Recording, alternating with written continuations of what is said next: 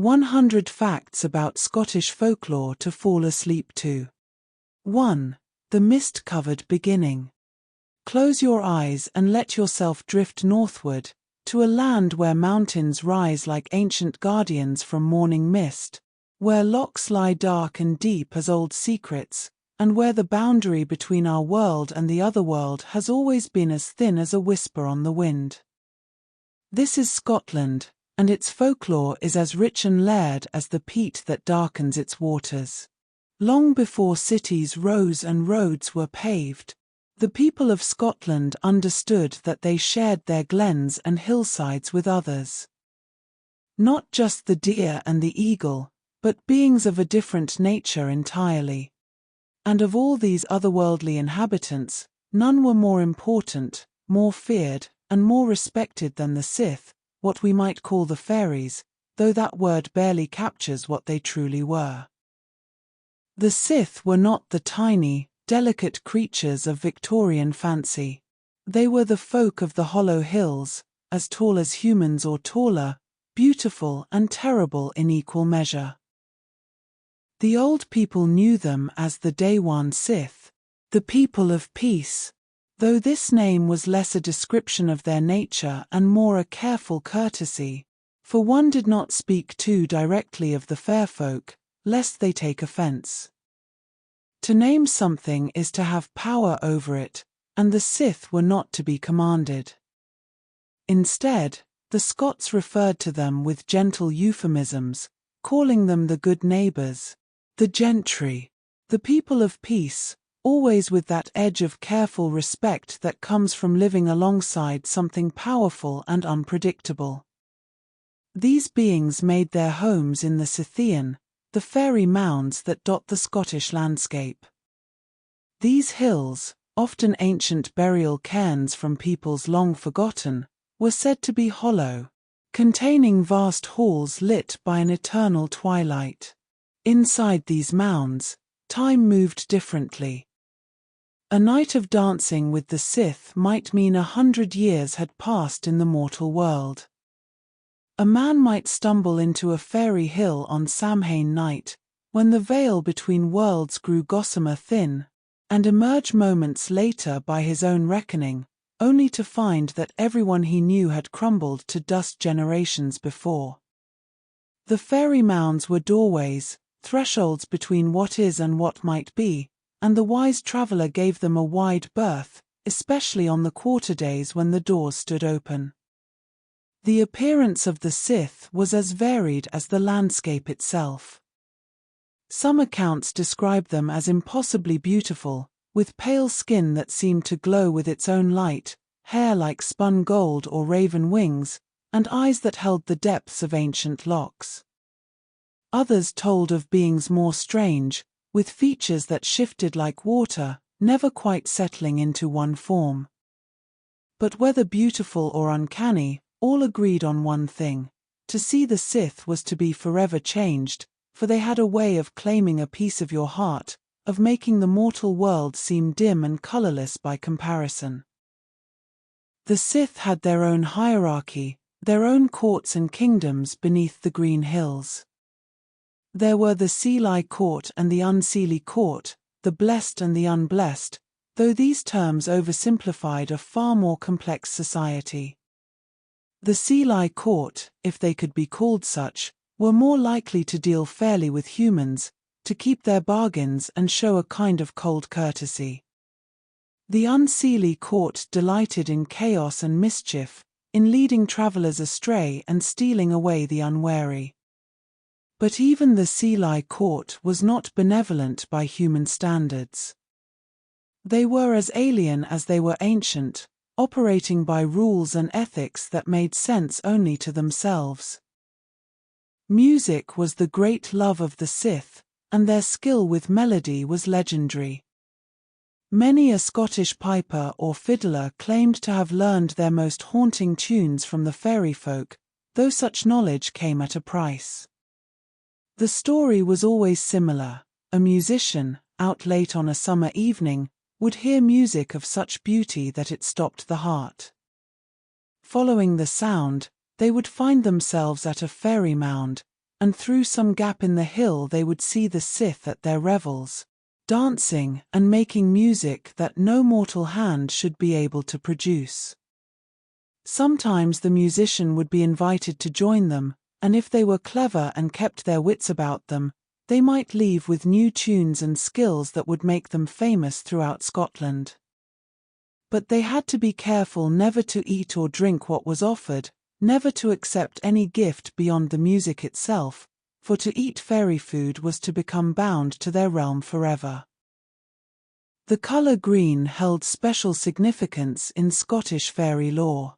It was the colour most associated with the Sith, and humans were warned against wearing it in certain places or at certain times, lest the fairies think you were mocking them or trying to pass yourself off as one of their kind.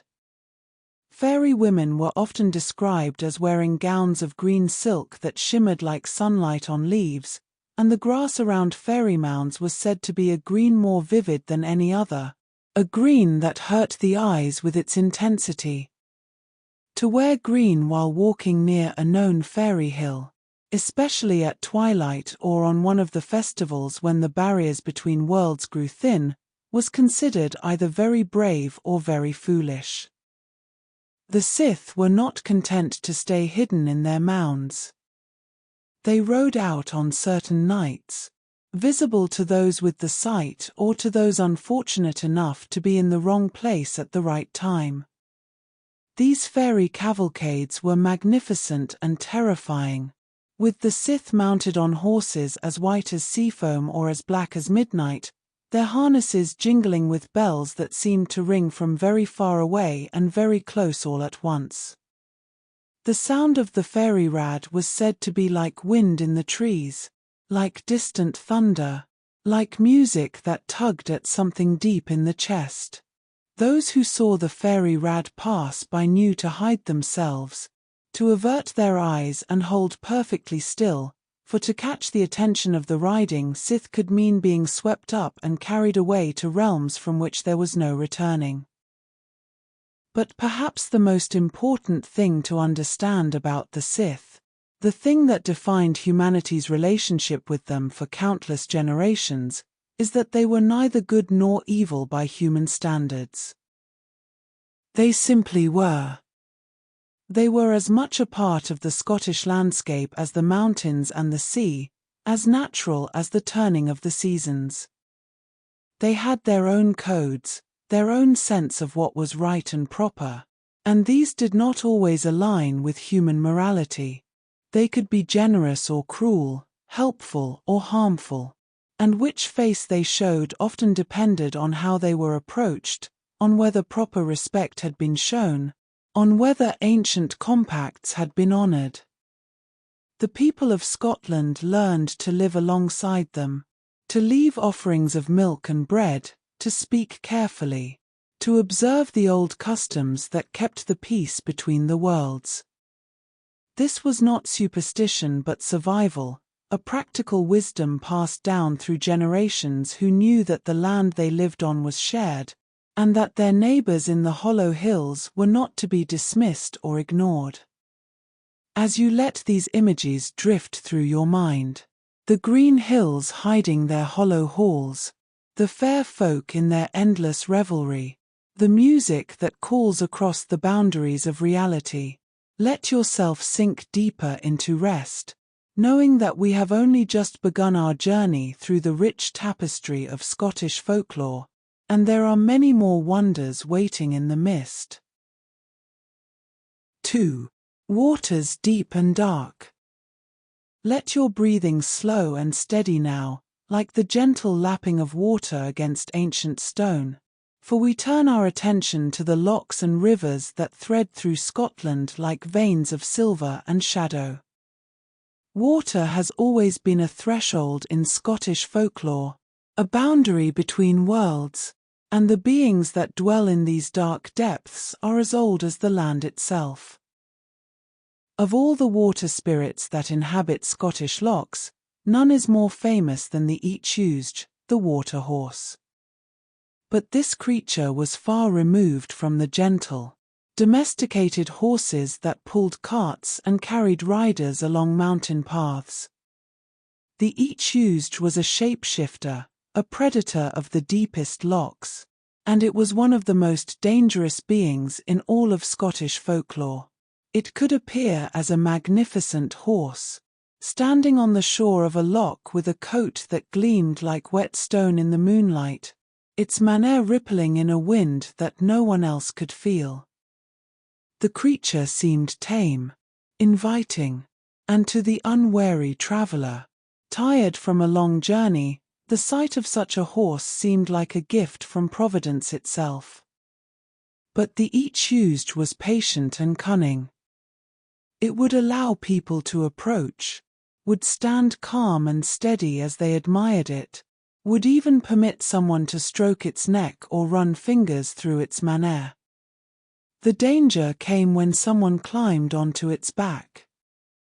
The moment a rider settled into position, their skin would adhere to the each-used's hide as if they had been glued there, and the creature would immediately plunge into the loch, diving down to the darkest, deepest parts where no light ever reached. There, in the cold and the crushing pressure, the each-used would devour its victim, leaving nothing behind but the liver, which would float to the surface days later as a grim warning. The old stories say that the only way to survive an encounter with an each-used was to never mount it, or if you must touch it, to touch only its nose, for the adhesive quality did not extend to that part of its body. The each-used was not the only water horse in Scottish lore, though it was the most deadly. Its cousin, the Kelpie, haunted rivers and streams rather than lochs, and while still dangerous, it operated by slightly different rules. The Kelpie, too, could take the form of a beautiful horse, but it favored fast-flowing rivers and could also appear as a handsome young man, dripping wet, who would try to lure young women to the water's edge. Like the each-used, the Kelpie's hide would trap anyone who touched it, and it would drag its victims into the water to drown them. But the Kelpie was considered slightly less malevolent than its loch-dwelling cousin, and there were stories of Kelpies being tamed, though such tales usually involved a hero with special knowledge or magical protection. One of the telltale signs that you were dealing with a Kelpie rather than an ordinary horse was the presence of water weeds in its mane, tangled and dripping, no matter how long it had been on dry land. Its hooves, if you were observant enough to look, were often backwards, and its eyes, when caught in certain lights, reflected nothing at all, like two dark pools that went down forever. Some stories said that if you could get a bridle onto a Kelpie, you could control it and force it to do your bidding, but this required exceptional courage and usually a bridle that had been blessed or enchanted in some way. Not all water spirits were as overtly dangerous as the each-used and the Kelpie. Many Scottish lochs and rivers were said to be home to the glaistig, a creature that embodied the dual nature of so much in Scottish folklore.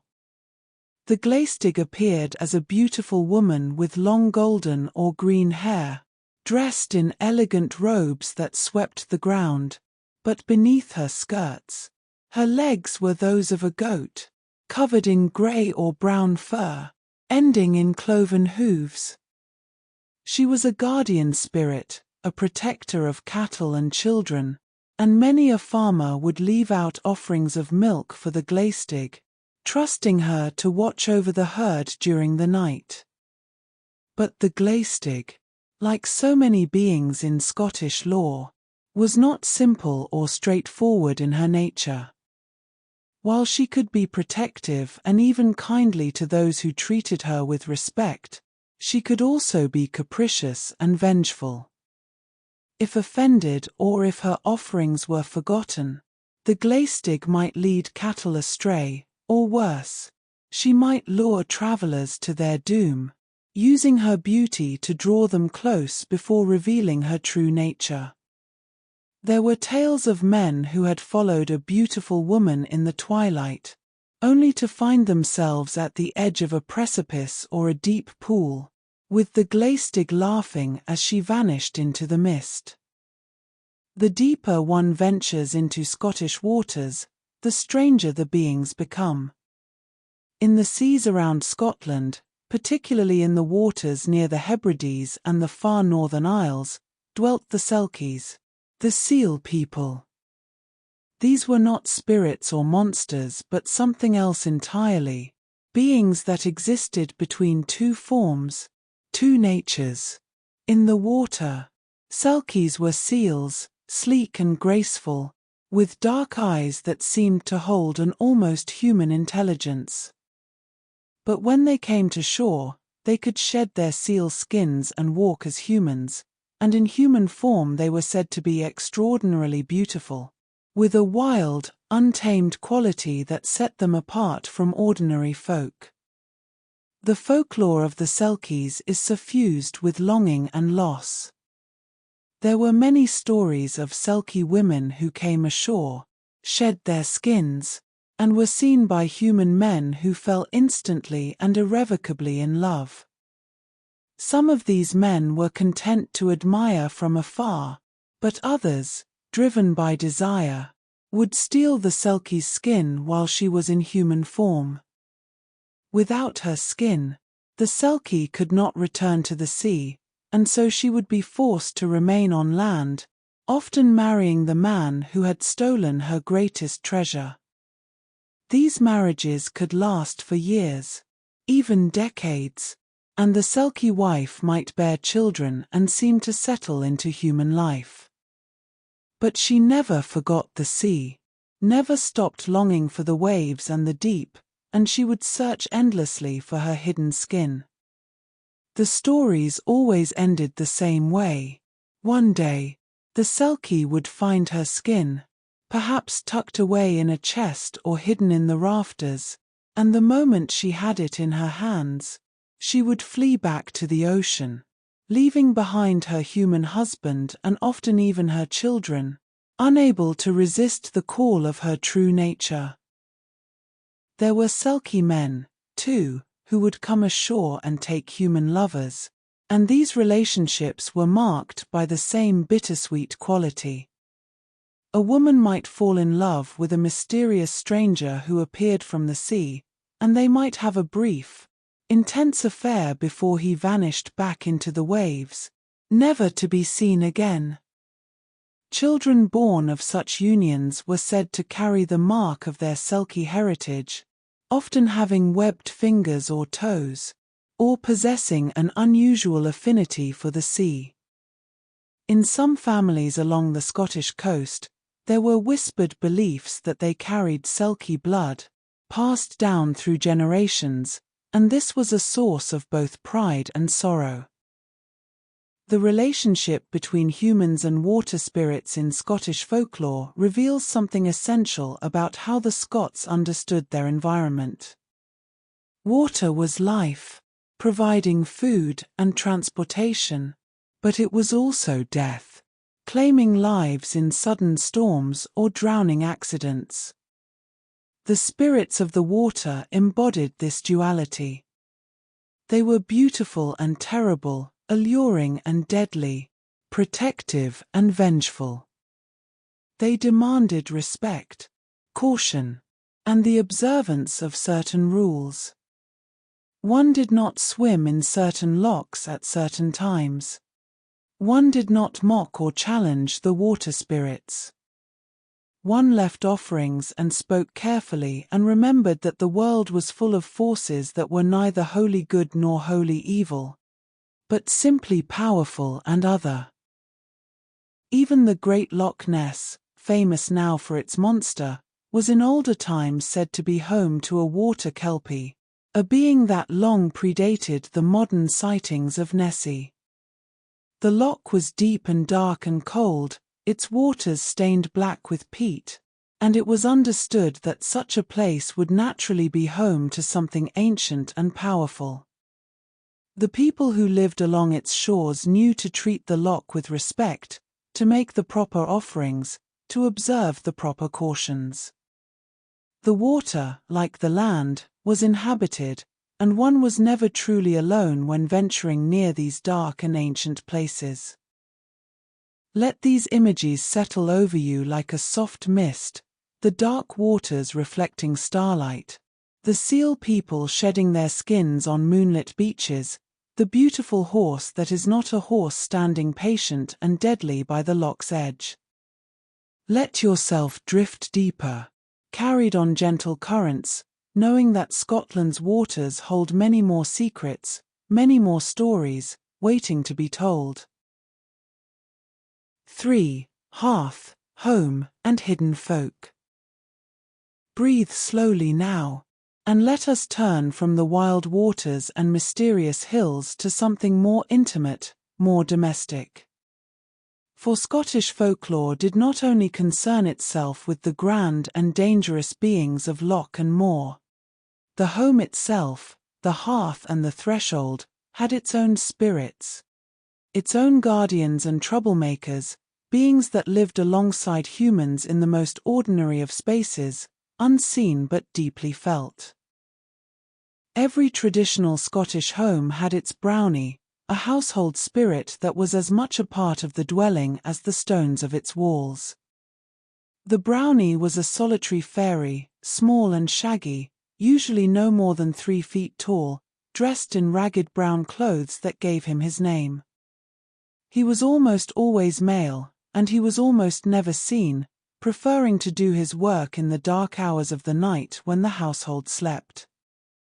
The brownie attached himself to a particular family or home, and once attached, he would remain loyal for generations, passing from parents to children, a silent guardian of the domestic realm.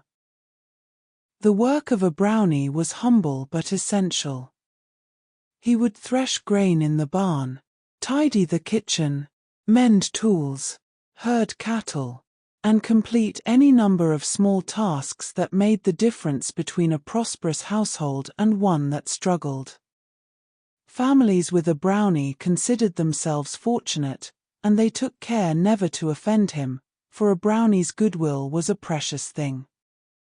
The traditional payment for a brownie's labor was simple: a bowl of cream or milk, perhaps some fresh bread or cake, left out by the hearth at night.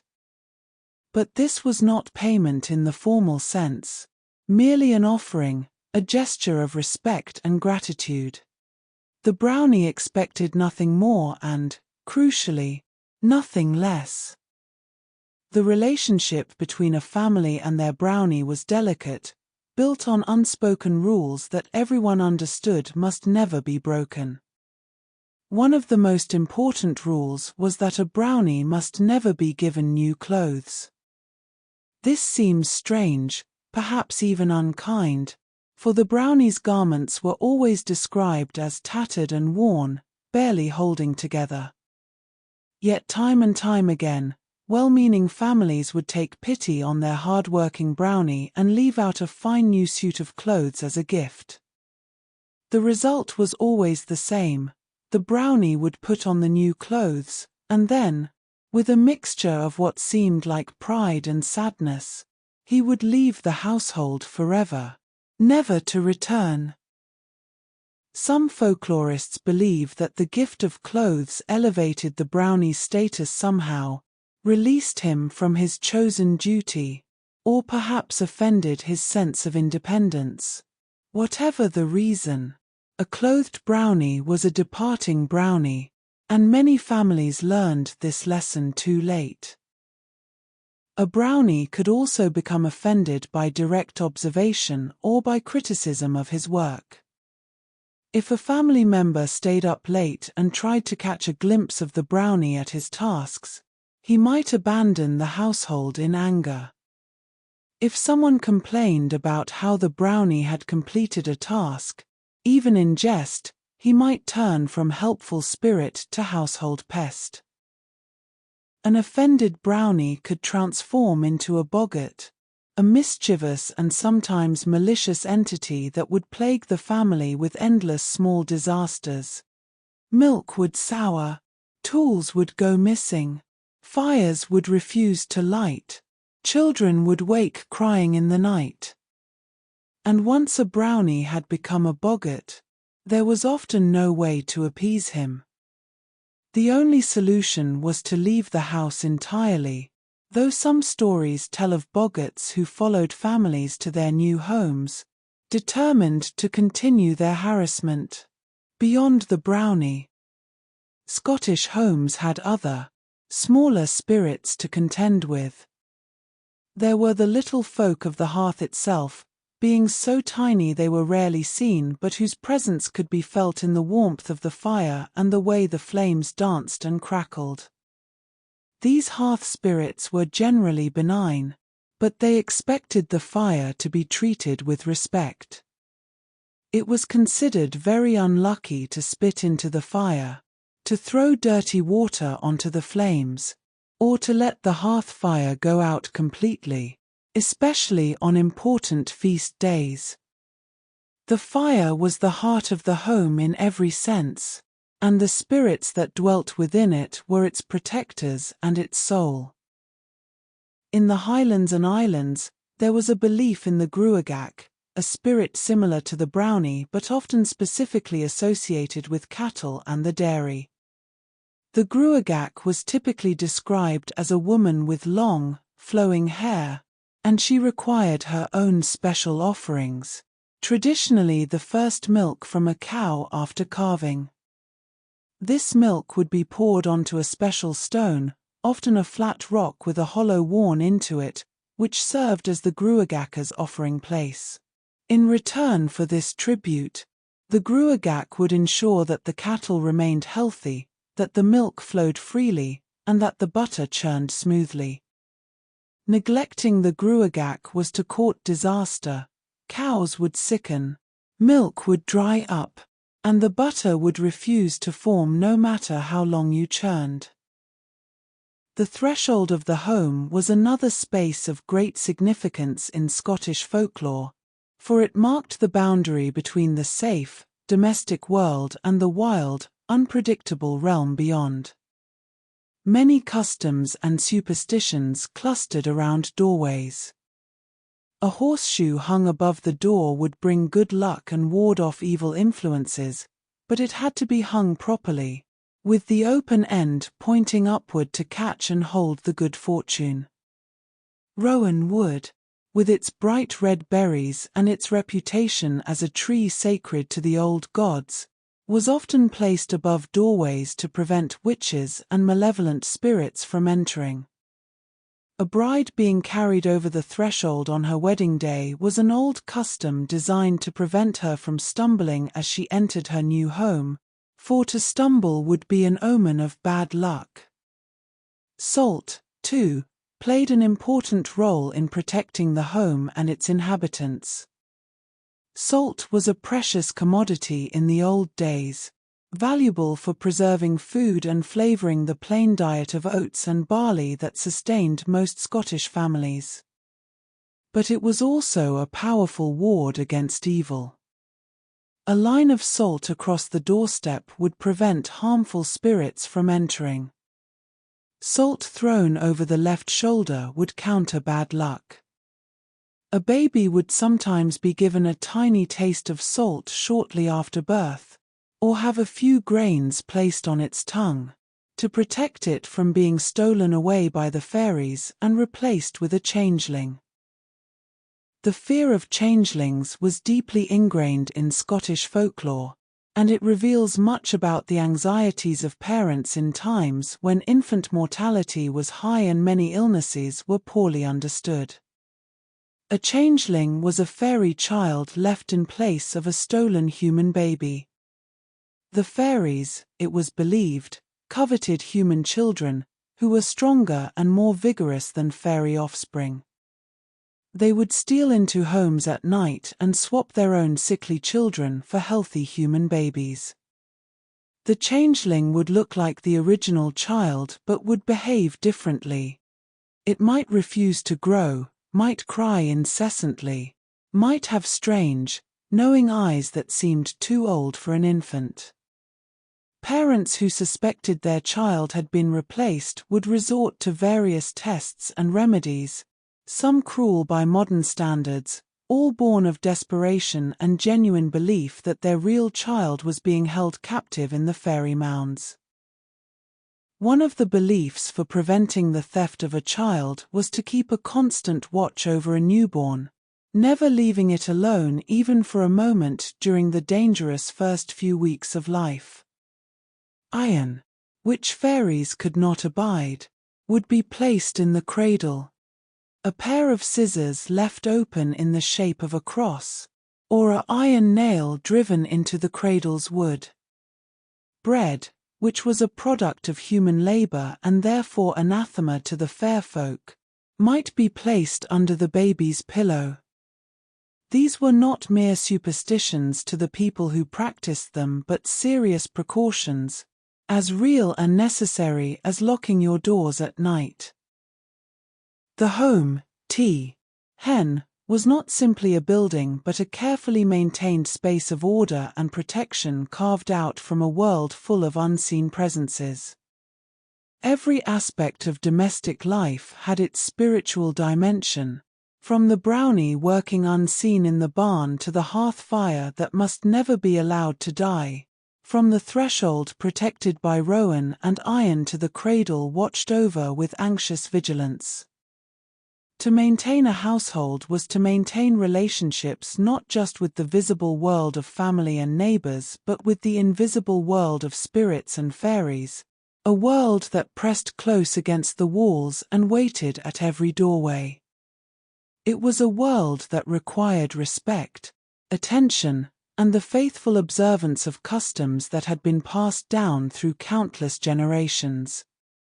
Rest now in the warmth of the hearth, in the comfort of knowing that in the old Scottish homes, the family was never quite alone, that unseen hands helped with the work, that the fire held its own small spirits, and that careful observance of the old ways kept the darkness at bay.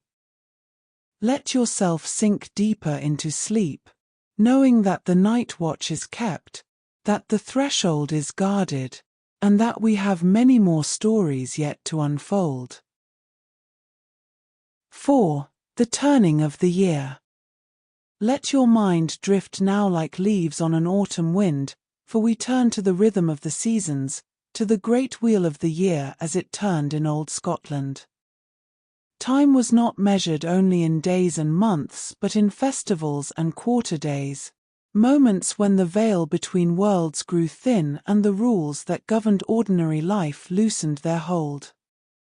These were times of power and danger, of celebration and caution, when what you did and how you behaved could shape your fortune for months to come.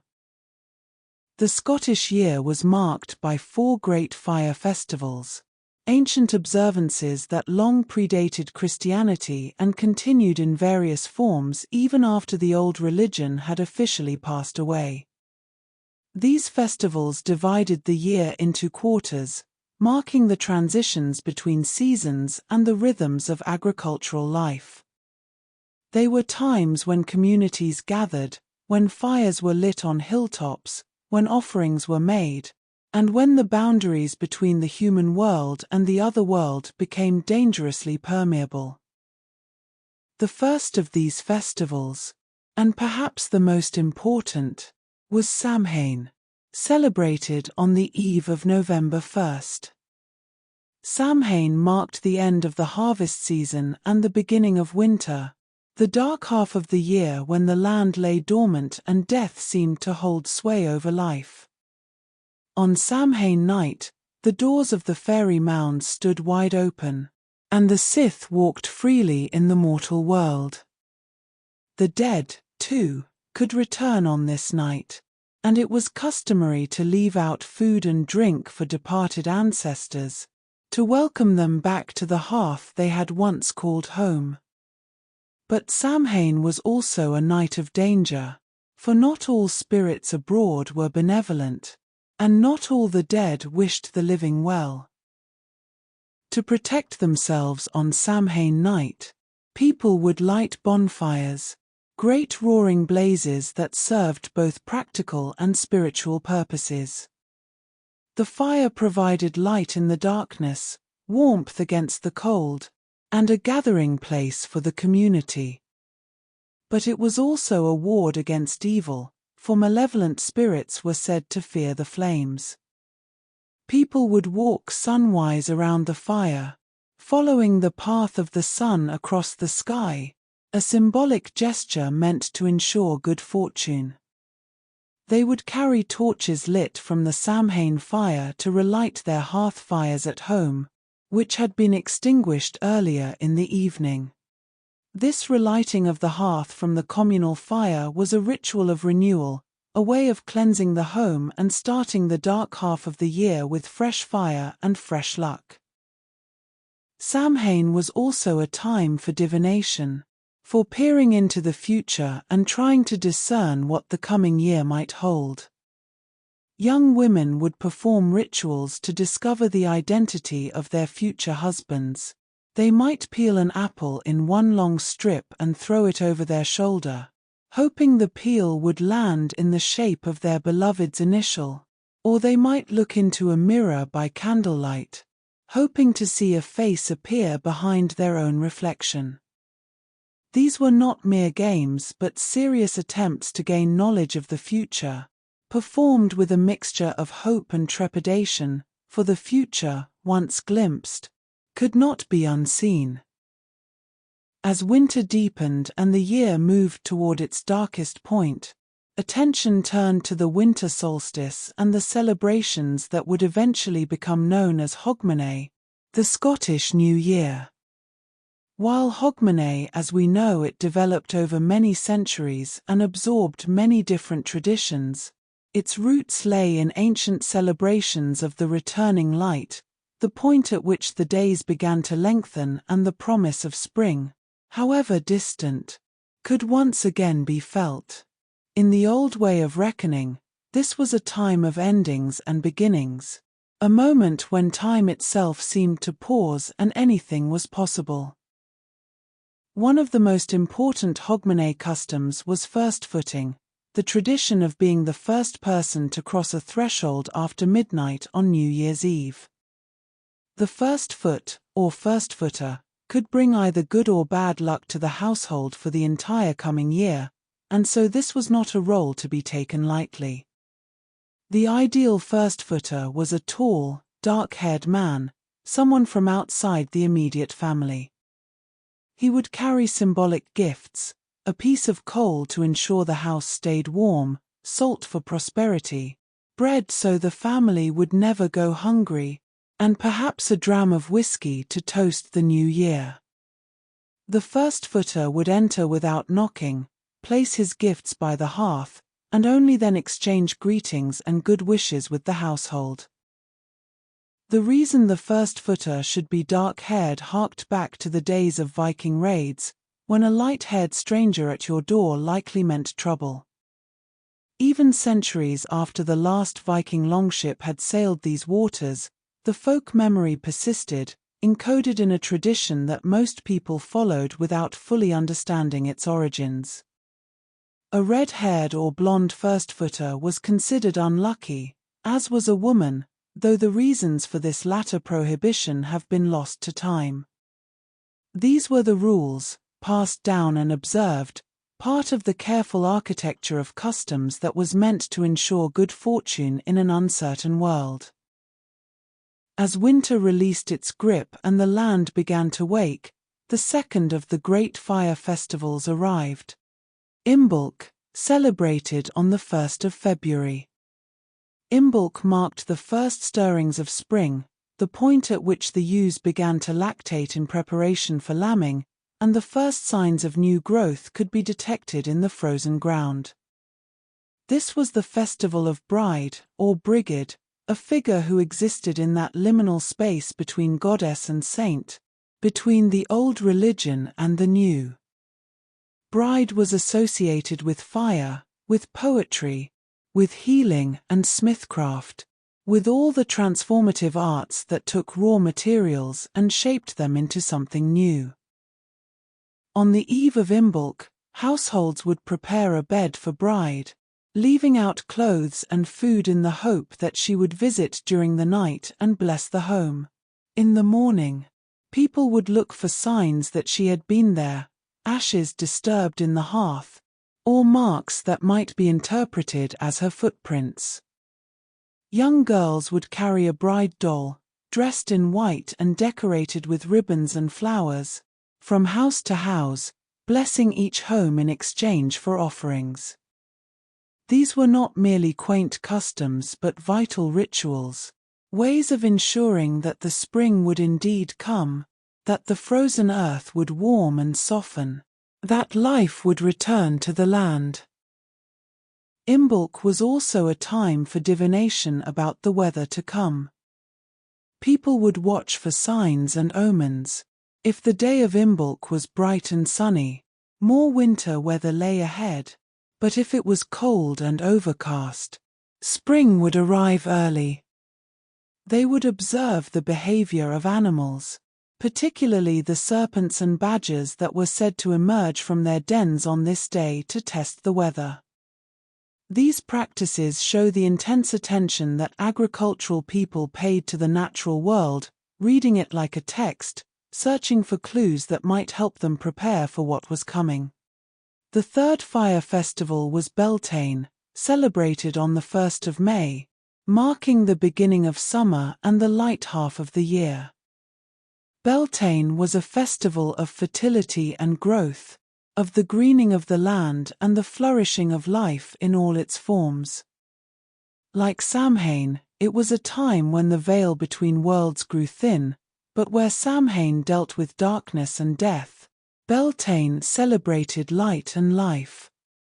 The Sith were abroad on Beltane night, but they were more likely to be encountered dancing and making merry than causing harm, though caution was still advised.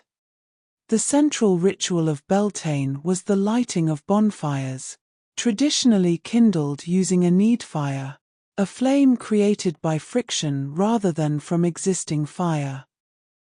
Cattle would be driven between two bonfires to purify them and protect them from disease and malevolent magic before being released to their summer pastures.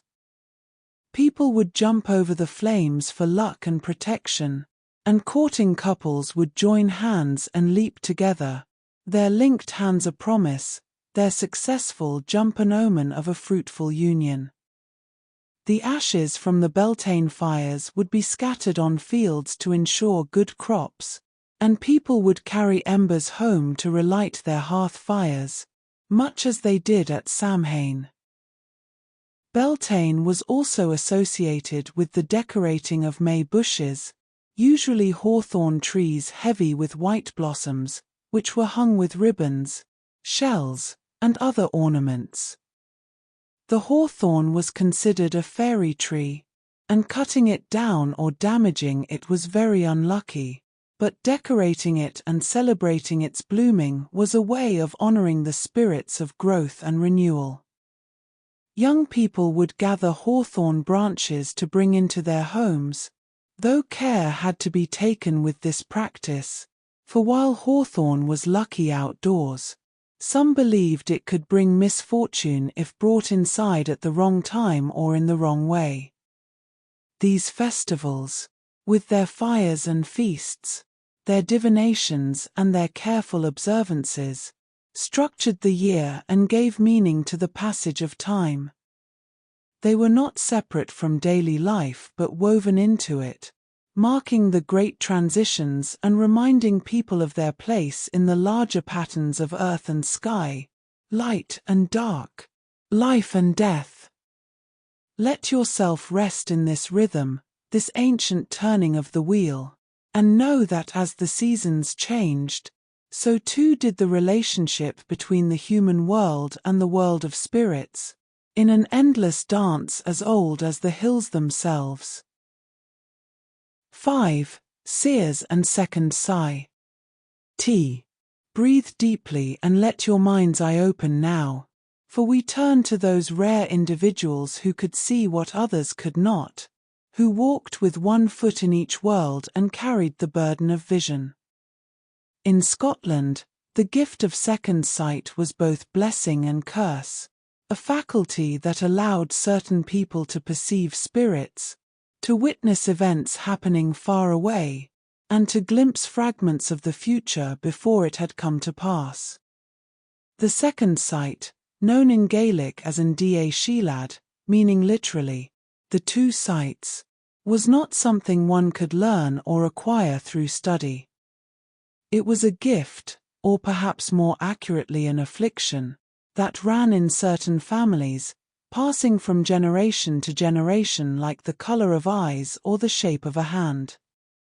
Those born with the second sight had no choice in the matter. They could not turn it off or control when the visions came. The sight would simply descend upon them, often at inconvenient or distressing moments, showing them things they would rather not see and burdening them with knowledge they could rarely act upon. The visions that came with second sight were varied in their nature. Sometimes a person with the gift would see spirits and otherworldly beings that were invisible to others. They might look at a hillside and see not just grass and heather but the fairy folk going about their business, or they might see the Sith walking beside an unsuspecting traveler on a lonely road. This ability to perceive the hidden world meant that those with second sight were often consulted about supernatural matters, asked to determine whether a house was haunted or whether the fair folk had taken offense at some action. But it also meant they lived in a world far more crowded and unsettling than the one most people inhabited. More distressing than seeing spirits were the visions of death that frequently came to those with second sight. A person with the gift might see a friend or neighbor wrapped in a shroud, or they might see a funeral procession making its way to the kirkyard, and they would know with terrible certainty that the person they had seen was soon to die. These death visions, called taibhsiacht in Gaelic, were specific and detailed. The seer might observe how much of the body was covered by the shroud, which indicated how soon the death would occur. If the shroud reached only to the waist, the person had some time left, but if it covered them completely up to the head, death was imminent. Sometimes the person with second sight would see a fetch, a phantom double of someone who was still living. The fetch appeared as an exact replica of the person, doing ordinary things perhaps, walking along a road or standing in a doorway, but it was not the actual person, only their spiritual projection. Seeing someone's fetch was an omen, though not always of death. It might mean the person was thinking intensely about the place where their fetch appeared, or that they would soon arrive there, or that some significant event involving them was about to unfold. But if the fetch appeared at twilight or in certain ominous circumstances, it could indeed be a portent of approaching death. The visions of second sight came with physical symptoms that made the experience even more harrowing. When a vision was about to descend, the person afflicted would often feel a sudden chill, a coldness that seemed to come from within rather than from the surrounding air. Their sight would change, sometimes blurring or darkening at the edges, and they might feel a sense of pressure or weight, as if the air itself had become denser. During the vision, they would appear to others as if in a trance, their eyes unfocused and staring, unresponsive to questions or touch. When the vision passed, they would often feel exhausted, drained, as if they had run a great distance or performed heavy labor.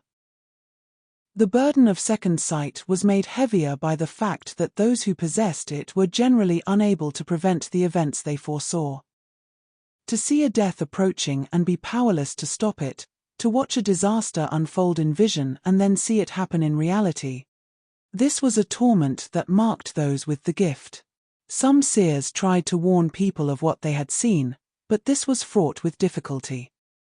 How do you tell someone you have seen their shroud? How do you convince them to change their plans based on your vision when you cannot fully explain what you have witnessed or how you know it to be true? More often, Those with second sight kept their visions to themselves, bearing the knowledge in silence, speaking only after the event had come to pass and it was too late to change anything.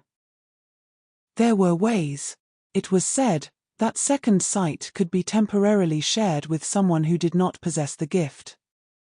If a person with second sight placed their foot upon the foot of another person and put their hand upon that person's head, the vision they were experiencing would be transferred, and the other person would see what the seer saw.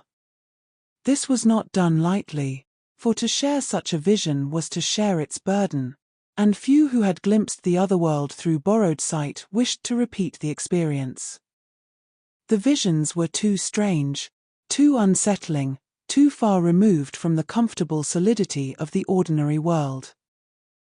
Another method for ordinary people to glimpse the spirit world was to look through a stone with a naturally occurring hole in it, sometimes called a seeing stone or a hagstone. These holed stones were considered powerful objects, protective talismans that could be hung above doorways or around the necks of cattle to ward off evil. But they also had the property of revealing what was hidden. If you looked through the hole in such a stone, particularly on certain significant days like Samhain or Beltane, you might see the Sith, or witness spirits, or perceive enchantments that were otherwise invisible. This was not true second sight but a temporary lifting of the veil, a brief glimpse into the layered reality that those with the gift experienced constantly. The community's relationship with those who possessed second sight was complex.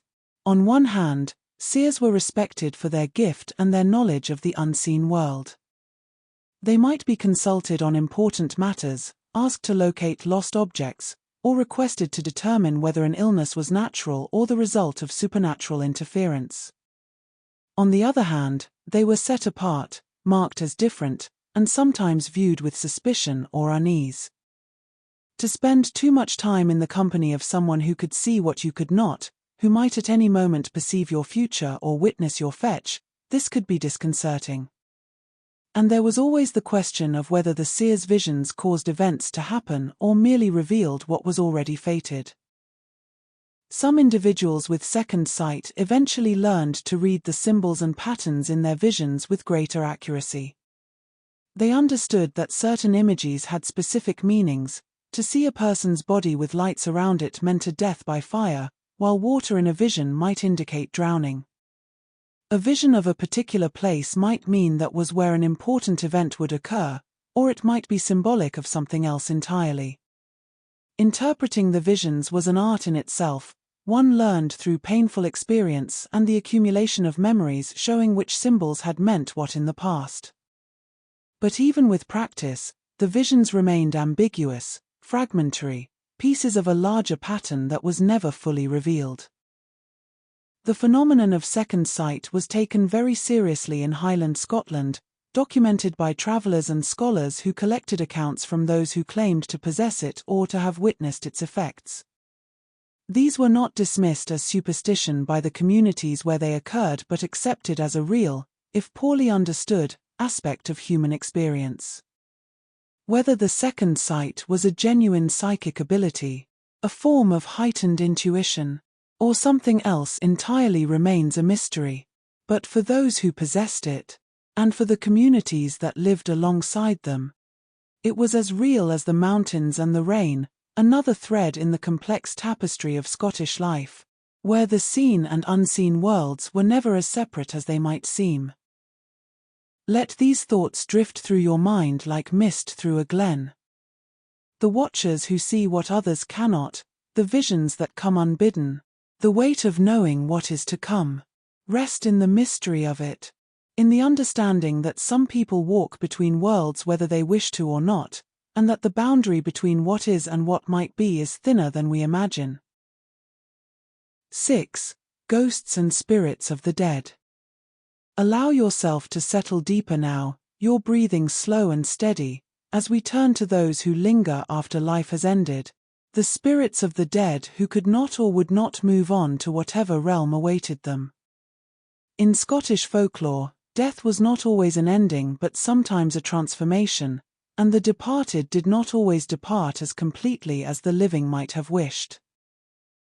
The Scottish landscape is haunted, if we are to believe the old stories, by countless ghosts, each with their own reason for remaining bound to the world of the living.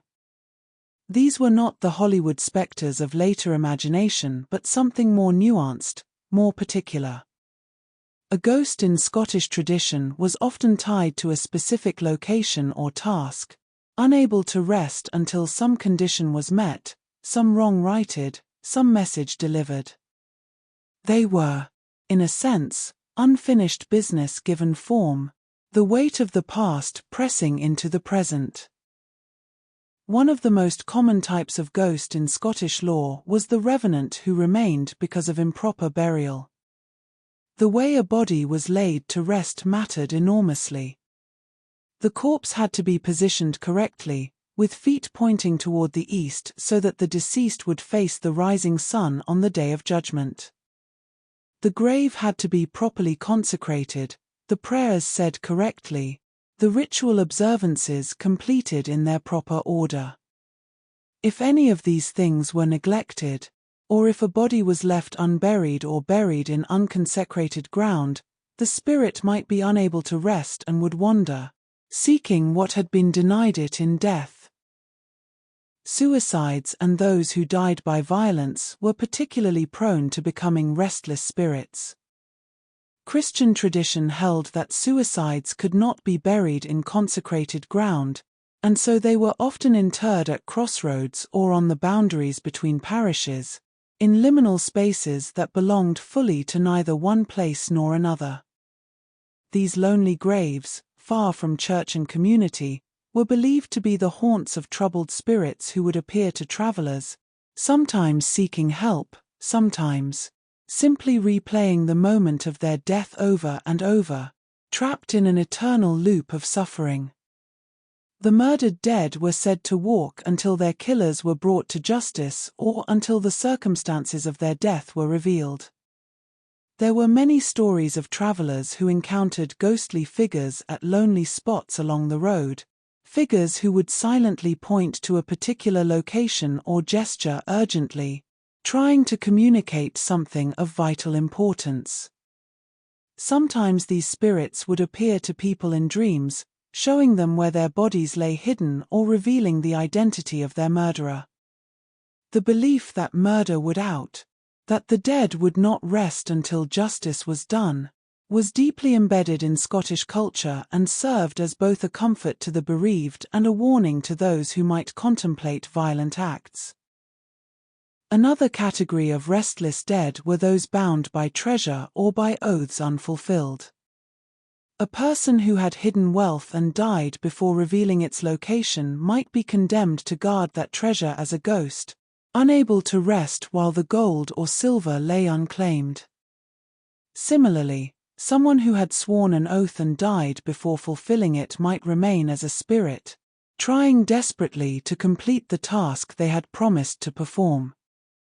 These ghosts were often more pitiable than frightening, trapped by their own actions in life, seeking someone who could help them finish what they had started so they could finally find peace. The banshee, though more commonly associated with Irish tradition, also appeared in Scottish folklore, particularly in the Highlands. The Beansith, or woman of the fairy mounds, was a spirit attached to certain old families, particularly those of noble or ancient lineage. She was a death messenger, appearing before the death of a family member to keen and wail, her cry a sound of such profound sorrow that those who heard it never forgot it. The banshee's appearance varied in different accounts. Sometimes she was described as a beautiful woman in white or green, combing her long hair by a stream or standing beneath a window. Other times she was depicted as a hideous old woman, her face twisted with grief. But her purpose was always the same, to announce that death was coming for someone in the family she watched over. The sound of the banshee's cry, the caoined, was said to be unmistakable, a wailing that pierced the heart and seemed to come from everywhere and nowhere at once. It was not exactly a warning, for there was nothing that could be done to prevent the death she heralded, but rather an acknowledgement, a marking of the family's importance that even in death, they would not pass unnoticed. Some families claimed to have their own particular banshee who had followed their line for generations, her loyalty extending beyond the grave, her mourning as much a part of family tradition as any coat of arms or ancestral story. Ghosts in Scottish tradition did not always appear as visible figures. Sometimes their presence was known only through sounds, footsteps in empty rooms, the sound of a chair scraping across the floor when no one was there, doors opening and closing with no hand to move them, or voices speaking words that could not quite be made out.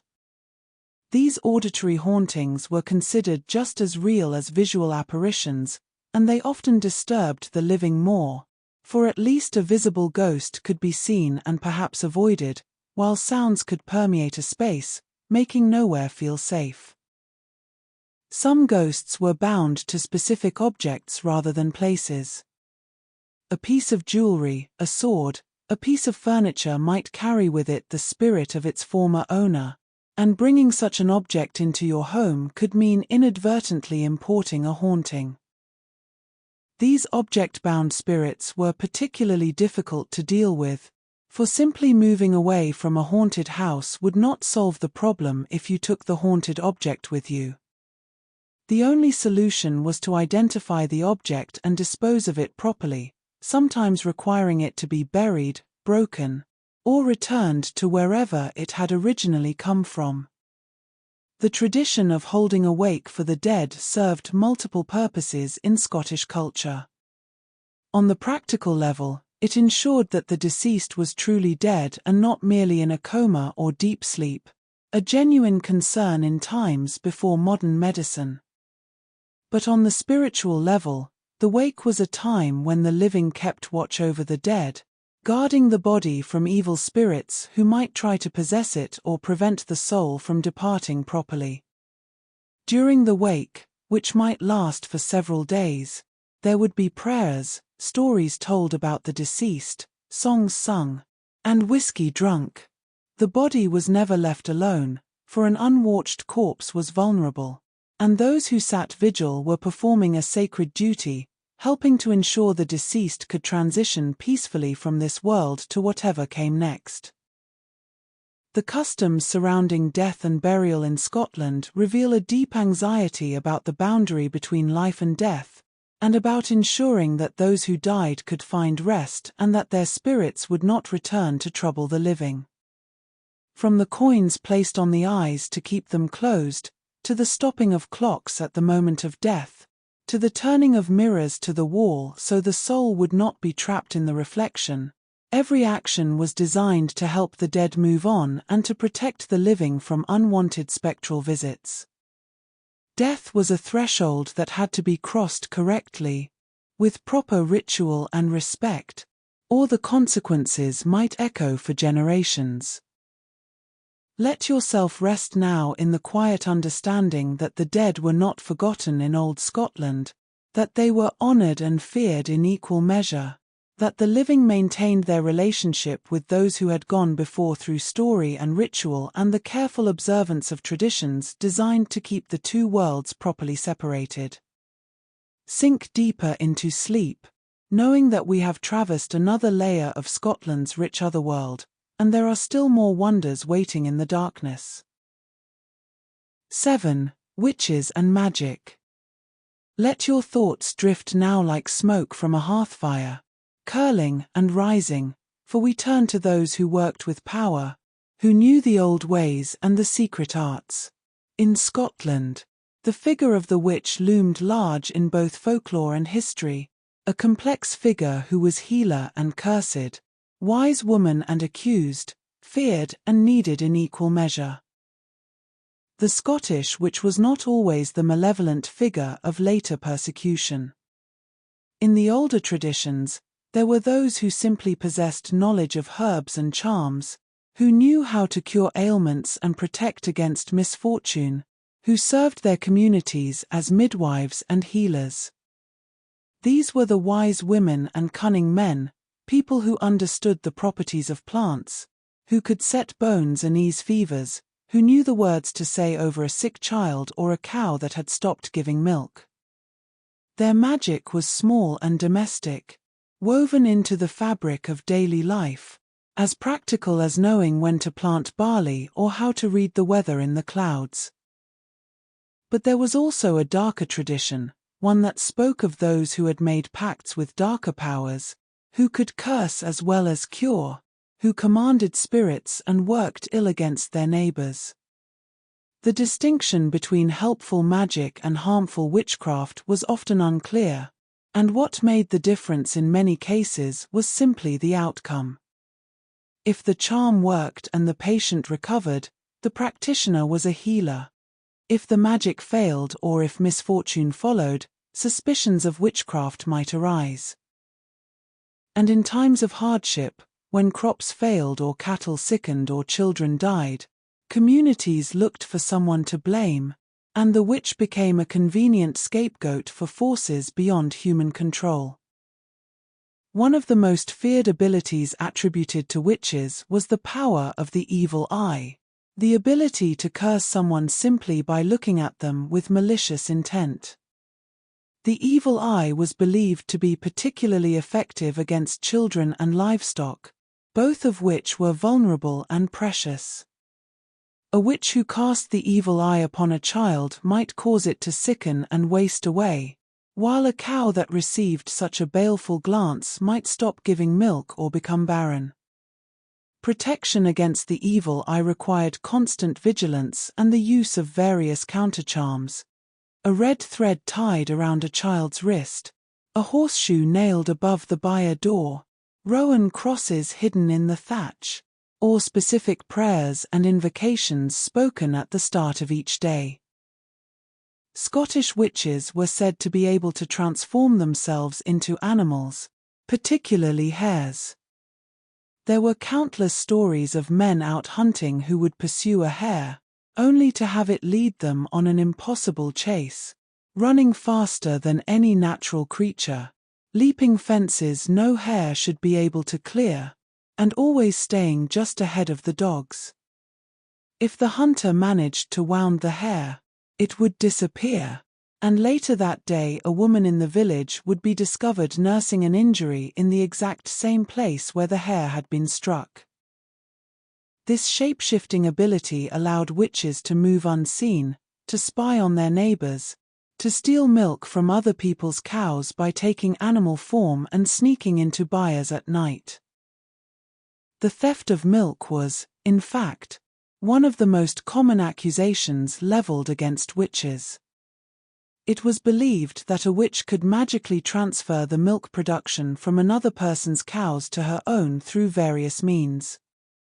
She might churn a rope or a piece of cloth while speaking certain words, and as she did so, milk would flow from it as if she were churning butter from her neighbor's stolen cream. Or she might place enchanted objects under the doorstep of a byre, causing the cattle inside to go dry while her own cows produced abundantly.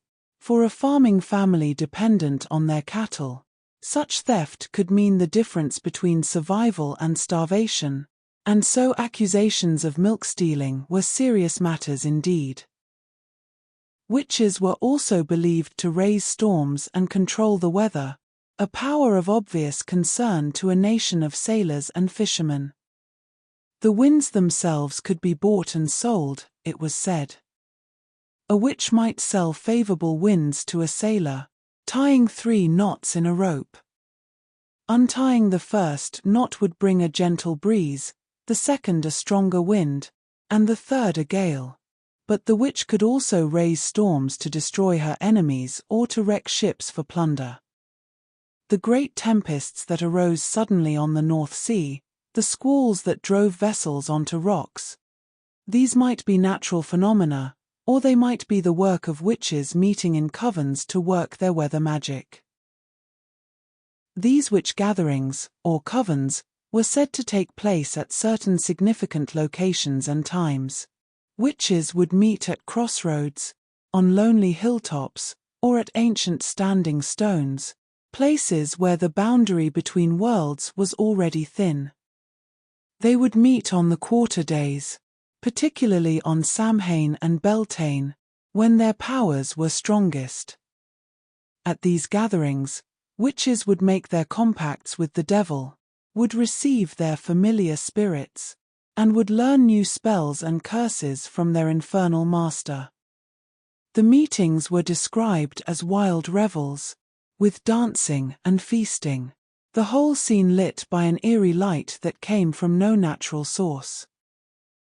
Each witch was said to have a familiar, a spirit that took the form of an animal and acted as her servant and companion. These familiars were often cats, particularly black ones, but they could also be dogs, toads, crows, or any number of other creatures. The familiar was believed to be a demon in animal form, given to the witch by the devil to help her carry out her magical works. The witch would feed her familiar with her own blood, usually from a hidden mark on her body called the witch's mark. In return, the familiar would carry out her commands, might spy on her enemies, deliver curses, or perform other magical tasks. The witch's mark itself was considered crucial evidence in witch trials. Witch hunters believed that when the devil made his pact with a witch, he would mark her body in some way, creating a spot that was insensitive to pain and would not bleed when pricked. These marks might be moles, birthmarks, scars, or any unusual feature of the skin. During witch trials, accused women would be subjected to the ordeal of pricking, in which their bodies were examined for such marks and then pierced with needles to test for insensitivity. This practice, along with other forms of witch-finding, led to countless false accusations and tragic deaths during the period of witch persecution that gripped Scotland in the 16th and 17th centuries. Despite the terror and tragedy of the witch trials, folk belief in protective magic persisted. People continued to use charms and counterspells to protect themselves, continued to hang rowan branches and place iron in cradles, continued to turn to wise women for healing when conventional remedies failed. The line between acceptable folk magic and forbidden witchcraft was constantly negotiated, constantly shifting depending on circumstance and community. What one person called a healing charm, another might label a witch's spell, and the difference often came down to power, gender, social standing, and the unpredictable tides of fear and suspicion that could sweep through a community. The legacy of Scotland's witches is complex, encompassing both the real historical persecution that saw thousands accused and hundreds executed, and the older folkloric traditions of magic and power that existed before and alongside the witch trials. In the folklore, witches were powerful, dangerous, but also comprehensible, part of the same supernatural ecosystem that included fairies and ghosts and water spirits. They were another force to be reckoned with, another thread in the intricate web of belief that helped people make sense of a world where misfortune struck without warning and where knowledge of the hidden arts might mean the difference between life and death. Rest now in the understanding that magic in old Scotland was as varied as the people who practiced it, that power could be used to heal or to harm, and that the witch, for all the fear she inspired, was ultimately a human figure, caught between the ordinary world and the extraordinary, walking a dangerous path that might lead to reverence or to the stake. Let yourself drift deeper, knowing there are more mysteries yet to explore in Scotland's endless store of stories. 8. Giants, monsters, and strange beasts. Close your eyes and let your mind wander now across the wild landscapes of Scotland, over mountains so old they have forgotten their own names, through glens where shadows gather thick as wool. For in these ancient places, there dwelt beings of great size and strangeness, creatures that shaped the very land itself and whose presence could be felt in the bones of the earth. The Cailleach was one of the most powerful figures in Scottish mythology, a divine hag, a goddess of winter and the wild places. Her name means simply, the old woman, but this plain title belied her immense power and importance.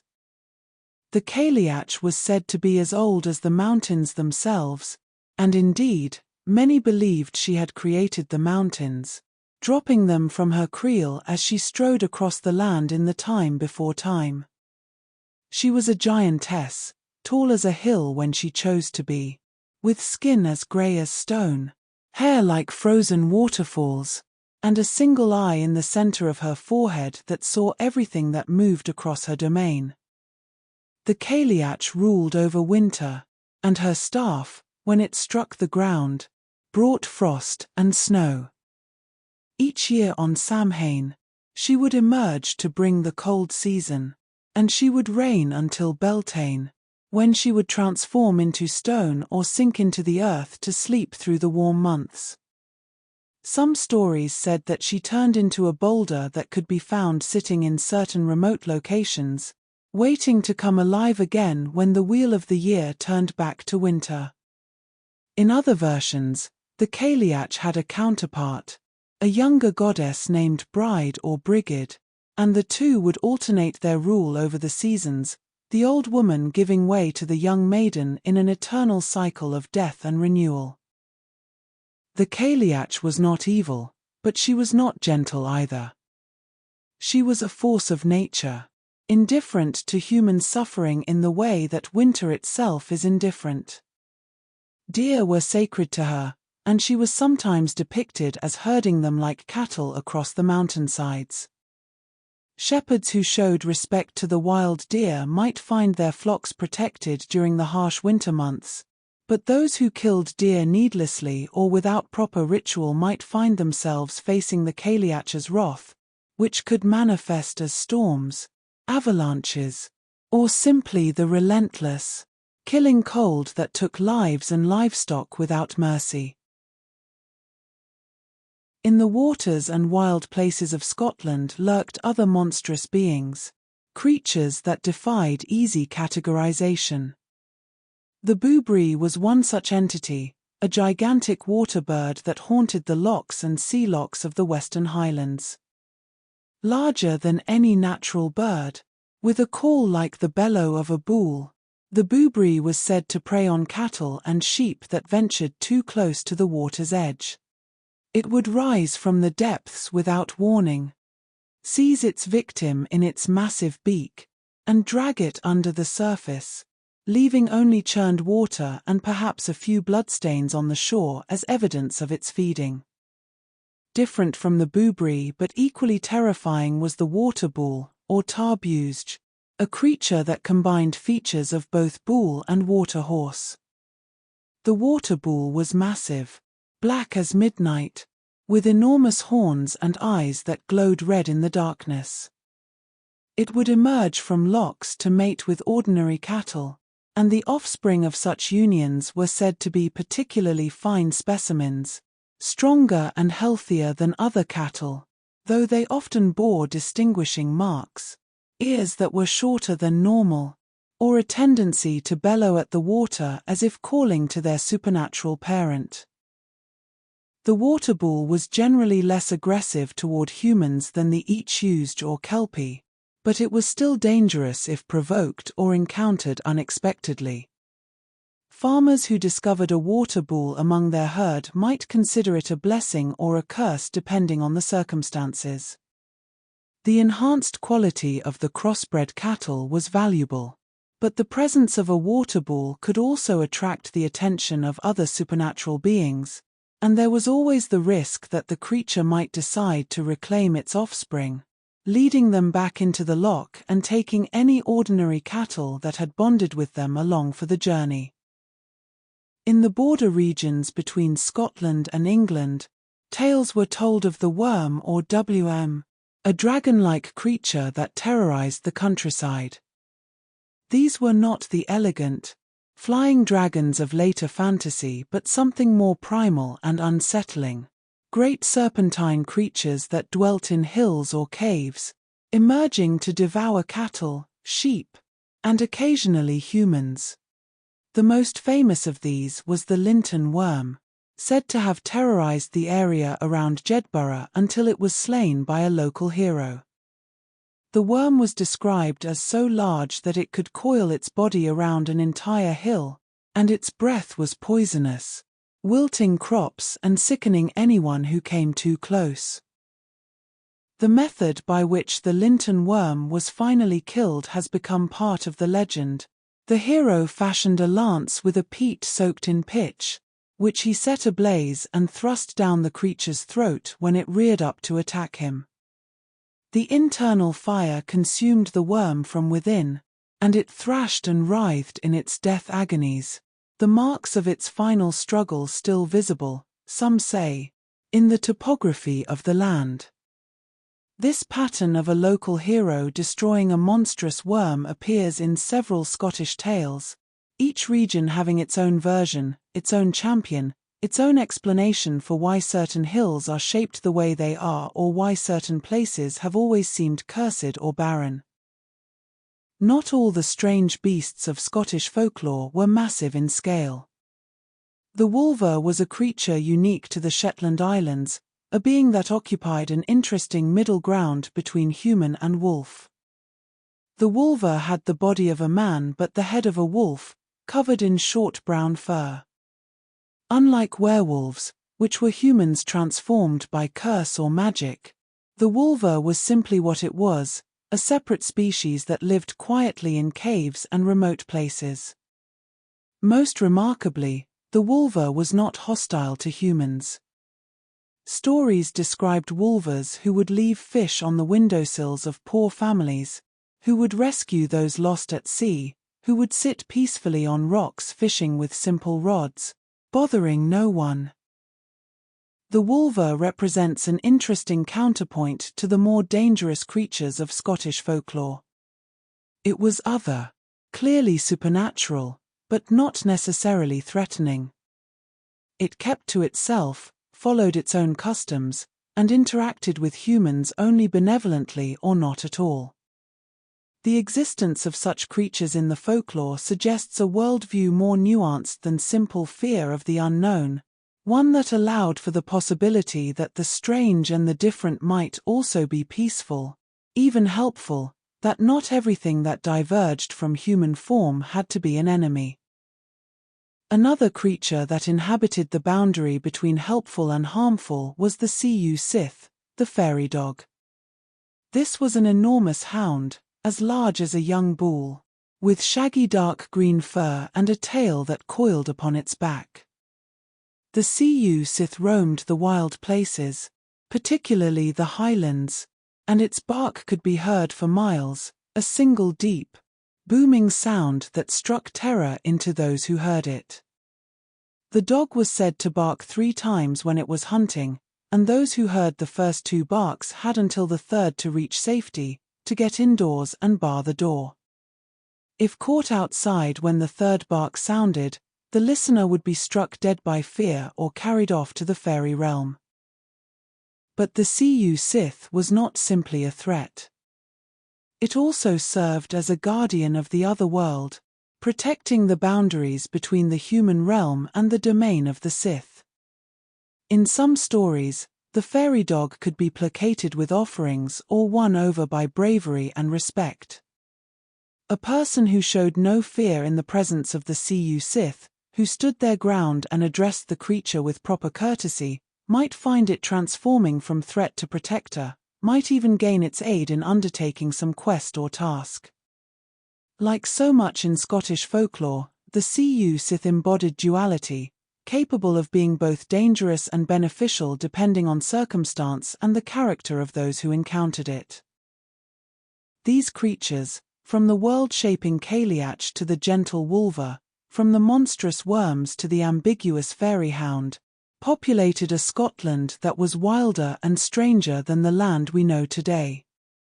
They were explanations for natural phenomena, embodiments of forces beyond human control, and reminders that the world was full of mysteries that could not be fully understood or mastered.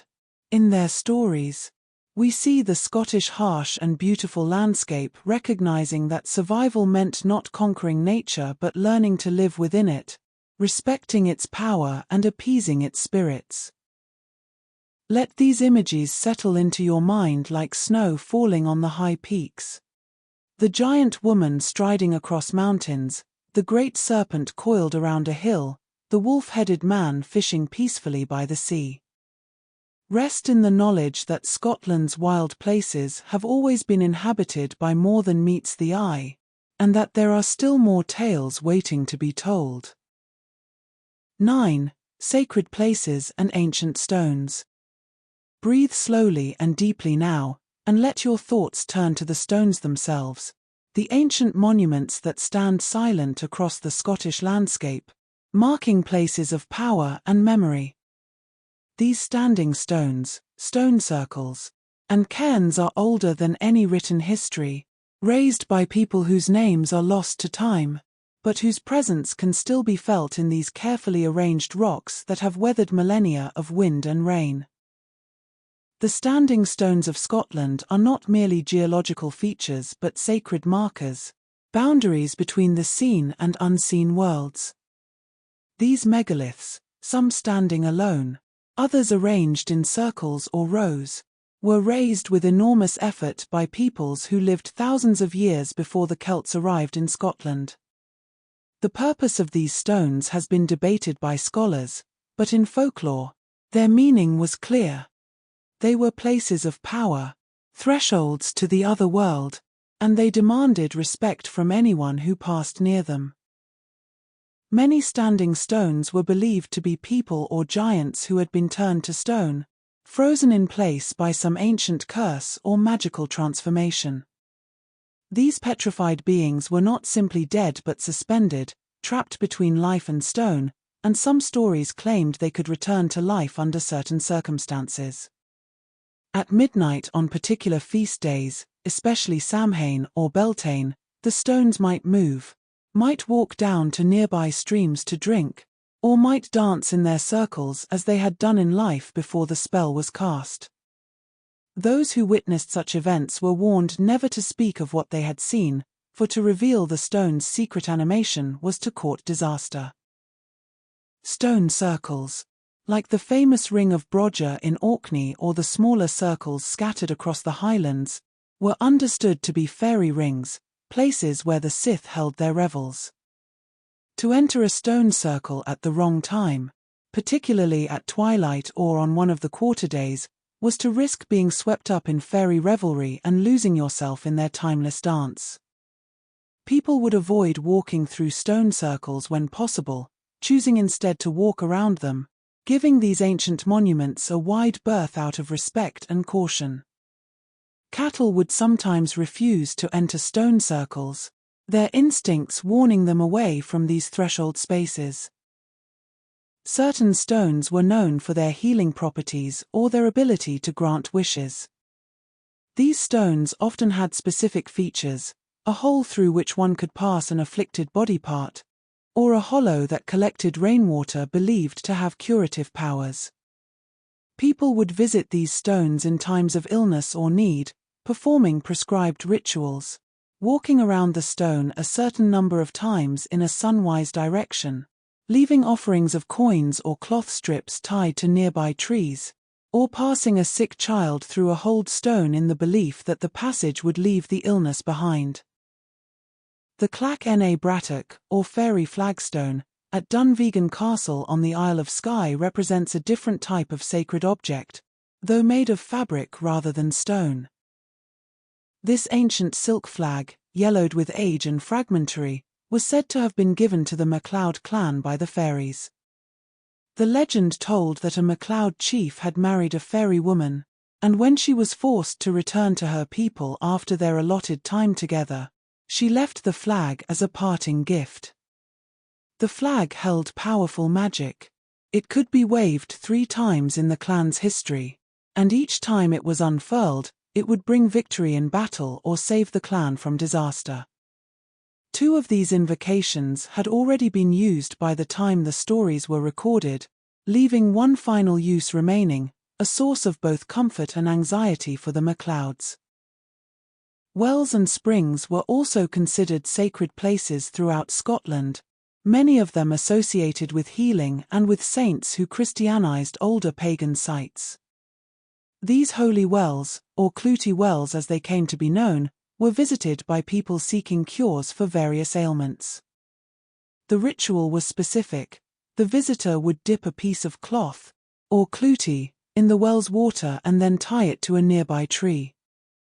As the cloth rotted away, so too would the illness fade. The trees surrounding popular wells became festooned with hundreds of these rags, fluttering in the wind like prayer flags, each one representing a hope, a plea, a desperate bid for healing. But not all sacred wells were benevolent. Some wells were cursed or dangerous, their waters bringing madness or death rather than healing. These dark wells were often associated with tragic stories: a drowning, a murder, a broken heart that led someone to throw themselves into the depths. The water from such wells was not to be drunk, and people would mark them with warnings or avoid them entirely. Yet even these sinister wells held power, and there were those who would visit them deliberately, seeking to work curses or to commune with darker spirits. Crossroads, where two paths met, were particularly significant in Scottish folklore. These were neither-nor places, belonging fully to no single direction, and thus they were liminal spaces where the normal rules might not apply.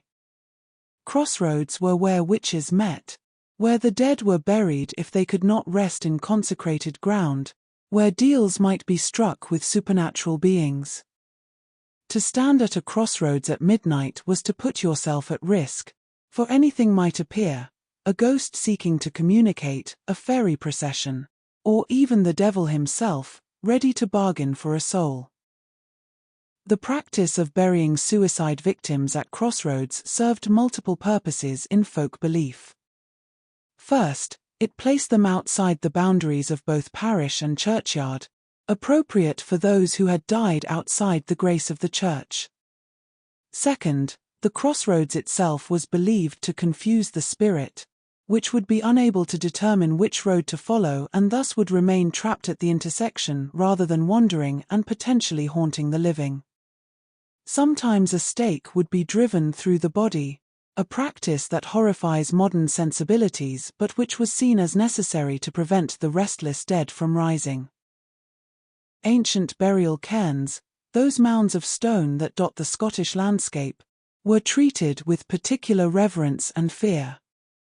These were the graves of the ancestors, people who had lived and died thousands of years before, and they were also, according to folklore, the dwelling places of the Sith. To disturb a cairn, to remove stones from it or to dig into it seeking treasure, was to invite catastrophe. There were many stories of people who had robbed cairns and suffered terrible consequences: illness, madness, death, or the loss of everything they held dear. Even accidentally dislodging a stone from a cairn while passing by was considered unlucky, and the wise traveler would replace it and offer a quick apology to whoever might be listening. The tradition of adding a stone to a cairn when passing by was both a practical trail marker and a spiritual observance. Each stone added by a traveler was a small offering, a gesture of respect to those who lay beneath and a prayer for safe passage. Over time, cairns could grow quite large from this accumulated practice, becoming landmarks in their own right, places where the living and the dead met in silent communion. The cairn became a physical manifestation of community across time, each generation adding their stones to those placed by their ancestors, a continuity of gesture reaching back into the darkness before memory. These sacred places, the standing stones that might wake and walk, the circles where fairies danced, the wells that healed or harmed, the crossroads where worlds intersected, the cairns that held both the ancient dead and the fairy folk, formed a geography of power across Scotland. The landscape was not neutral but charged with meaning, every significant feature marked and known, woven into a web of story and ritual that told people how to move through their world safely, what to avoid, what to respect, what to honor. To live in Scotland was to live in a storied landscape where every hill and stone had its tale, where the past was never truly past but pressing always into the present. Let yourself sink into this landscape now, feeling the weight of the ancient stones, the cool touch of well water, the crossroads opening in 4 directions under the stars. Rest knowing that these sacred places still stand, still holding their secrets, still marking the boundaries between what we can see and what we can only sense in the deepest, oldest parts of ourselves. 10. The living wisdom of folk belief. Let your breathing slow to its deepest rhythm now, peaceful and steady, as we come to the final part of our journey through Scottish folklore. We turn now to the practical wisdom woven into everyday life, the beliefs and customs that guided people through birth and death, through the seasons and the years, through the ordinary moments that made up a life in old Scotland. The rowan tree, with its bright red berries and delicate leaves, was perhaps the most powerful protective plant in all of Scottish folklore. Known also as the mountain ash, though it is not related to true ash trees, the rowan was believed to be anathema to witches, evil spirits, and malevolent magic. Its wood was used to make protective charms, and sprigs of rowan were placed above doorways, tucked into the rafters of barns, and woven into cattle halters. A rowan tree growing near a house was considered a blessing and a shield, and to cut one down without absolute necessity was to invite misfortune. The power of the rowan was so ingrained in Scottish culture that even as other beliefs faded, the practice of planting rowan trees near homes persisted, the reason half forgotten but the custom still observed. Iron held similar protective qualities, and its power against supernatural beings was absolute. Fairies, witches, and evil spirits could not abide the touch of iron, and so it became a crucial tool in defending oneself and one's household. A horseshoe made of iron hung above the door brought luck and protection. An iron nail driven into a child's cradle kept the fairies from stealing the baby. Blacksmiths, who worked with iron and understood its properties, held a special place in communities, their craft seen as having an element of magic to it. The forge, where iron was shaped by fire and hammer, was itself a liminal space, a place of transformation where the smith acted as a kind of magician, bending metal to human will. Bread, as a product of human labor and cultivation, also had protective and sacred qualities. Bread could not be cut with a knife after sunset, for to do so was to cut the household's luck. A loaf of bread placed in a new home before the family moved in would ensure prosperity. Bread baked on certain holy days had special powers and might be kept for a full year, used in times of illness or crisis.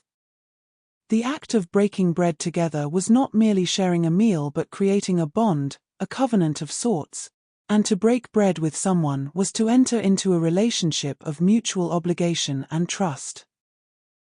Salt, precious and purifying, ran through Scottish folklore like a bright thread. We have already spoken of its use in protecting infants and warding homes, but salt appeared in countless other contexts as well. To spill salt was deeply unlucky unless the ill fortune was immediately countered by throwing a pinch over the left shoulder.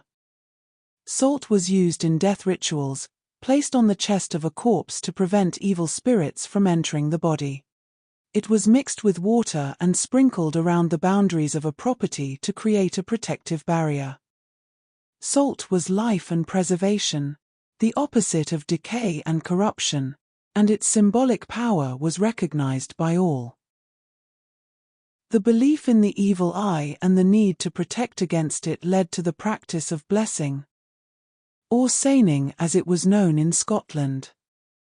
When someone complimented a child, particularly praising their beauty or health, it was essential to add a blessing, usually, "God bless them," or a similar phrase. This was not empty courtesy but necessary protection, for unguarded praise could inadvertently attract the evil eye, even if the speaker meant no harm. The words of blessing acted as a shield, deflecting any malevolent power that might be attached to the compliment. This practice reveals the deep anxiety about the vulnerability of children and the sense that good fortune must be carefully guarded lest it be noticed and taken away. Dreams held significant meaning in Scottish folk belief and were taken as messages, warnings, or glimpses of the future. To dream of the dead was to receive a visitation, and the deceased might communicate important information or warnings through the dream state. Certain dream symbols had established meanings. To dream of a wedding foretold a death, while to dream of a death foretold a wedding, as if the unconscious mind inverted reality to protect the dreamer from knowing too directly what was to come. To dream of water meant tears or emotional turmoil, while to dream of fire might indicate passion, destruction, or transformation depending on the context. There were rituals for encouraging prophetic dreams, particularly on significant nights.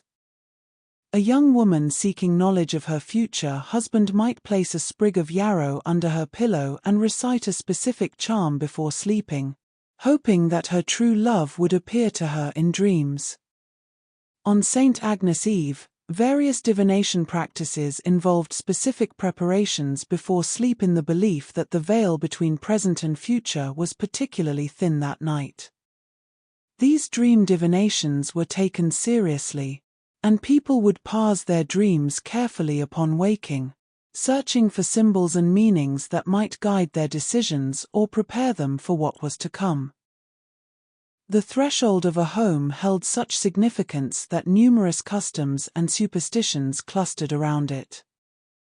A bride must be carried over the threshold to prevent her from stumbling, which would bring bad luck to the marriage. The first person to enter a new home should carry in bread, salt, and coal, ensuring that the household would never lack food, prosperity, or warmth. Nothing should be passed out through a window if it could be carried through the door, for to bypass the proper threshold was to invite confusion and disorder into the home's protective boundaries. The threshold was the most important boundary, the line between domestic safety and the wild world beyond, and it was maintained with constant vigilance and ritual observance. Animals often served as omens, their behavior interpreted as messages or warnings. A howling dog foretold death, particularly if it howled while looking at a specific house. A bird flying into a home was an omen of change, sometimes death, sometimes important news. Ravens and crows, being associated with the Morrigan and other death goddesses of Celtic tradition, were watched carefully, their movements and calls analyzed for meaning. A single magpie seen alone was bad luck, leading to the still common practice of saluting a solitary magpie and saying, "Good morning, Mr. Magpie, how's your wife today?" as a way of acknowledging the bird and deflecting any ill fortune it might carry. The concept of fate, or weird as it was sometimes called in Scots, ran deep in Scottish folklore. There was a sense that certain things were meant to be, that each person had a destiny woven by forces beyond their control. The Norns or fates of Norse tradition, which had influenced Scottish belief, were sometimes referenced as the spinners who wove the thread of each life. Yet this fatalism coexisted with a robust tradition of attempting to influence one's luck through charms, rituals, and proper observance of customs. It was a paradox that people seemed comfortable with, accepting that fate existed while simultaneously working to shape it, acknowledging destiny while refusing to be entirely passive in its face. Finally, the tradition of storytelling itself was a sacred practice in Scottish culture, particularly in the Highlands and Islands where the ceilidh, the gathering for stories, songs, and music, was a central part of social life. The Seanchaid, the traditional storyteller, held an honored position in the community, keeper of genealogies, histories, and the great cycles of myths and legends. These stories were not mere entertainment but the repository of cultural memory, the way that knowledge, values, and beliefs were transmitted from generation to generation. In a largely non-literate society, the storyteller was historian, entertainer, and priest all in one, and the stories they told connected each generation to all those that had come before, creating a continuity that stretched back beyond memory into the realm of myth. And so we have come full circle, from the fairy folk in their hollow hills to the stories told by the fire, from the monsters in the deep lochs to the simple charms that protected hearth and home. Scottish folklore is not a museum of dead beliefs but a living tradition, its threads still woven into modern Scottish culture, its influence still felt in the way people relate to the land, in the stories they tell, in the customs they observe without quite remembering why. It is a folklore born of a particular landscape, shaped by mountains and mists, by long dark winters and brief bright summers, by the sea always near and the past never quite past. Let yourself rest now, completely and deeply, in the knowledge that you have journeyed through 100 facts about Scottish folklore, through a world where every hill might hide a fairy mound, where every loch might conceal a monster, where every hearth had its invisible helper, and where the line between the ordinary and the extraordinary was drawn in chalk rather than stone, easily crossed, constantly negotiated. Let these stories settle into your consciousness like sediment drifting down through dark water, and sleep now, deep and peaceful, in the ancient rhythms of a land where wonder and danger walked, hand in hand, and where the old wisdom still whispers in the wind across the heather.